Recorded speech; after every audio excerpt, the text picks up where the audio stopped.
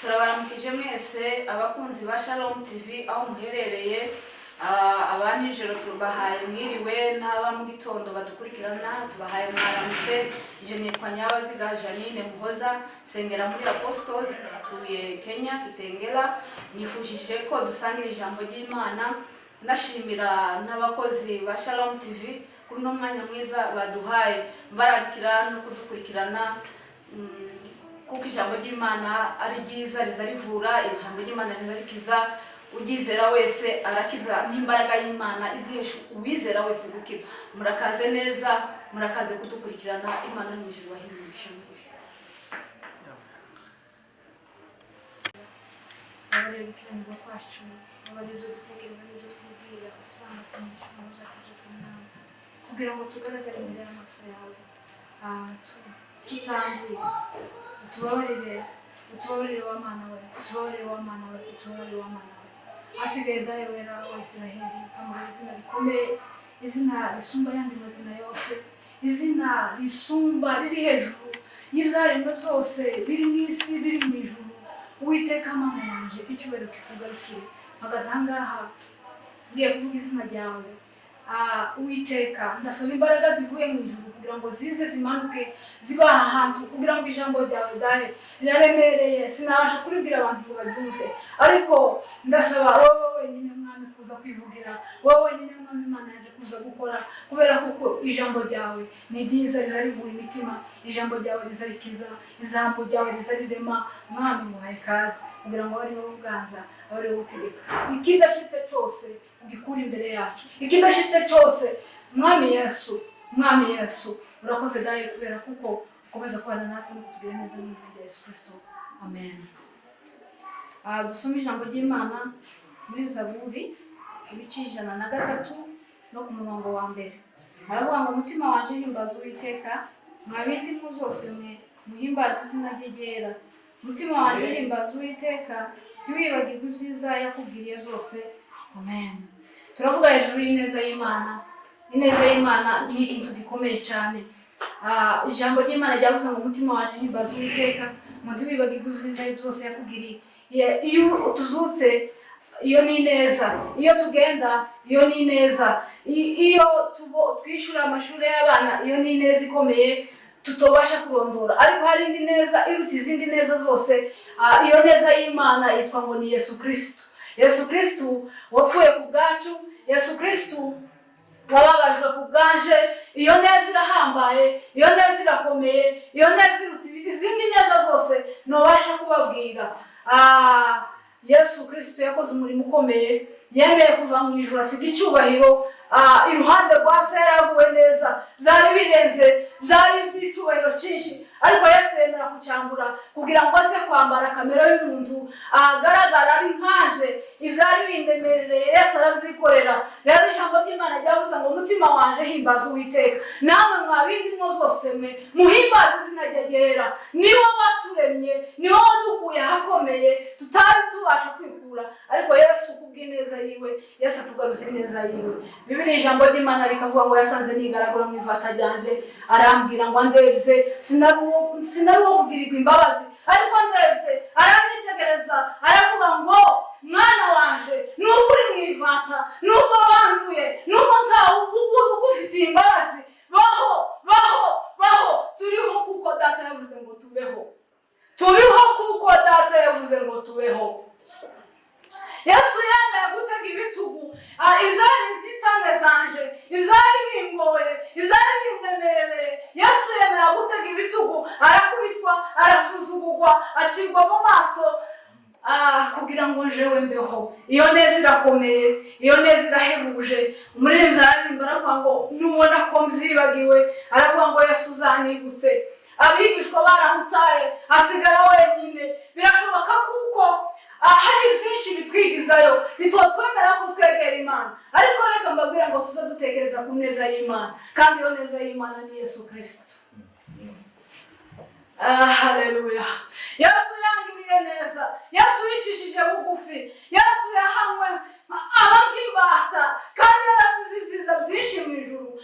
Yemera gusiga icyubahiro cyari mu ijuru, aramanuka kugira ngo aze ambere intungu. Yarangurana yarankanuye, yarankabiye ibyari kungora, ibyari kumbabaza, Yesu yemeye kubyikorera kugira ngo je mwana w'umuntu mbeho. Mwumve iyo neza ikomeye, iyo neza ikomeye nagiriwe ni neza ihambaye cyane. Umwanditsi arandika aravuga niba mwarasogonge mukamenya ko yasagira neza, aravuga nimumwegere niwe buye rizima ryazwe n'abubatsi, ariko ku Mana ryaratoranijwe ribigira igiciro cyinshi cyane. Niba mwarasogongeye iyo neza mukamenya kuko Yesu yatubambiwe akadupfira, nimuze tumwegere, niwe buye rizima ryazwe n'abubatsi, ryazwe n'abantu. Yesu yaje mu isi yangwa na bose, ari abaganga baramwanze kuko yakoraga ibijyanye n'ikiganga, bakiza abantu nta bitabahaye, kandi akabakiza nta biguzi abasabye. Baramwanga cyane. N'abandi nuko yafashaga ingorwa, yakoze imirimo ikomeye cyane. Abakagombye gukora muri uwo mwanya baramwanze cyane kubera kuko yabwikiraga ibyashara, ariko yari impamvu yo kunkunda jewe umwana w'umuntu kugira ngo nzabone ubugingo buhoraho. Haleluya, haleluya. Narabohowe, mohojwe amaraso ya Yesu. Umurinzi aravuga ngo yaguze amaraso yo mu mutima wiwe. Ni ukuvuga ngo Yesu yaritanze, ntiyigeze asigaza habe na hatoya. Yagize neza, yagiriye ubugingo bwanje neza. Uwo mwami arankunda cyane. Yesu yangiriye neza. Nimureke tuzirikane neza y'Imana. Hari ikidutera kwegera Imana. Hari inzira zitatu zagufasha kwegera Imana. Inzira ya mbere ni ugusoma ijambo ry'Imana, kuko ijambo ry'Imana niyo Mana. Iyo wumvishije ijambo ry'Imana umenya Imana kuburambuye, ukamenya ubugari bw'Imana, ukamenya imigambi y'Imana. Mukunda ijambo ry'Imana. Muri inzara aravuga ngo neno la Mungu ni tamu. Ijambo ry'Imana ni ryiza, ijambo ry'Imana ni ryiza, ijambo ry'Imana ni ryiza. Nushaka kumenya Imana uzusoma ijambo ry'Imana, umwuka wera usabe, umwuka wera agufashe kugusobanurira kugira ngo akwigishe ubumana bwose. Inzira ya kabiri ni ukwihana. Iyo turi mu ntege nkeya, iyo twacumuye tuje kure y'Imana, ariko iyo twihanye twongera kugaruka mu maso y'Imana. Kwihana kudutera kugaruka, kwihana kudutera kugira ubusabane n'Imana. Inzira ya gatatu ni ugusenga. Amasengesho niyo duhuza n'Imana. Tiwabaho utazuvugisha umuntu ukunda, kandi umuntu ukunda uzi ukenera gutegera amakuru yiwe, uzi ukenera kumwiga bihagije. Rero gusenga ni indwara ikomeye cyane. Gusenga kwakugeza aho abantu batokugeza, gusenga kwakugeza aho amaguru yawe atogera. Nza kunda kubwira abacu nkababwira ngo izananiranye mu mutwe, izananiye intekerezo zawe, izananiye inshuti zawe, uzubimanura byose ubizane ku mavi, kuko amavi adashobora byose. Gusenga ni ukuganira n'Imana. Gusenga gutuma twegera Imana. Niba mwaramenye iyo neza y'Imana, niba hari neza wamenye Imana yakugiriye, uzugira umutima wo kuyegera, uzugira umutima wo kuyegera. Yesu abwira abigishwa, babwirana n'abari bamukurikiye, arababwira ngo ni jewe mutsima wavuye mu ijuru, ngo umuntu nanjya ntazopfa, umuntu nanjya ntazopfa, umuntu nanjya akarya umubiri wanje, akanywa n'amaraso yaje, ntazopfa. Benshi barabyivovotera, baravuga ngo se ni gute twokurya? Ntibari bazibanga, ntibari bazibanga. Izananiye abanyabwenge, Daya yarabiduhishuriye. Aravuga ngo umuntu nanjya ntazongera gupfa. Aravuga ngo Aburahamu yarapfuye, n'abandi bariye manu barapfuye, ariko uzongera umubiri waje azabaho iteka ryose. Barabyivovotera cyane, benshi baramusiga.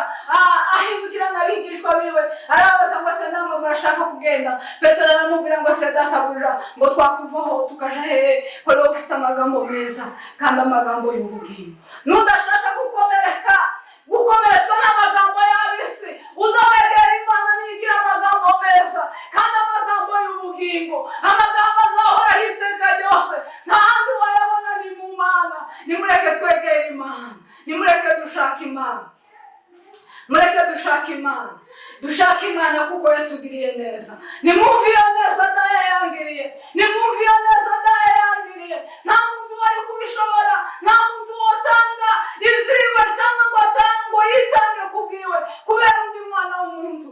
Ariko Yesu yasize byinshi byuzuye bw'ijuru, aramanuka aza kumfira kugira ngo nzabone ubugingo bw'iteka. Haleluya, haleluya. Mfite ibyiringiro yuko nimara kuva muri uno mubiri nzongera kandi ngaho. Izo ni ibyiringiro bikomeye, izo ni ibyiringiro. Ibyiringiro bigira amaso, ibyiringiro bigira amaguru, ibyiringiro bigira amaboko, ibyiringiro bigira amatwi bizabyumva. Muri zari agendana tuza tukazukana, tunatekereze n'ineza y'Imana, duha agaciro ineza y'Imana, duha agaciro ineza y'Imana, duha agaciro ineza y'Imana. Kandi iyo neza nababwiye ngo ineza ni nyinshi cyane tugirirwa, ariko ineza ikomeye abakristo bagomba guha agaciro, abakristo bagomba kurekonesa ni Yesu Kristo, umwana w'Imana watanze ubugingo bwiwe kugira ngo tubashe kubaho. Tituriho none gusa, ahubwo tuzahoraho iteka ryose, kandi tubiheshejwe n'amaraso ya Yesu Kristo yamenetse kugira ngo tubashe kubaho. Yesu yemeye kubambanywa n'ibisambo kandi ntigeze nk'umujura, ariko ubujura bwawe nibwo bwamanitse Yesu umumamba ku musaraba. Ntigeze agira isoni kubera ibyishimo byari bimushizwe imbere. Ibyishimo byamushizwe imbere ni jewe urokotse, ni wowe urokotse, ni iteraniro ry'abera cyangwa se n'itorero. Yesu ntiyigeze acogozwa n'ibyo baramuciriye, baramusuzuguye. Tekereza nawe igisuzuguriro Yesu yambitswe, ariko ibyo byose yabikoreraga kugira ngo jewe nzabeho iteka ryose, kugira ngo jewe nzabeho iteka ryose. Muzirikane iyo neza, twe kwibagirwa ineza twagiriwe. Umuntu aza kugabira ukamwirahira, mureke dukomeze iyo neza tuyibwire abana bacu.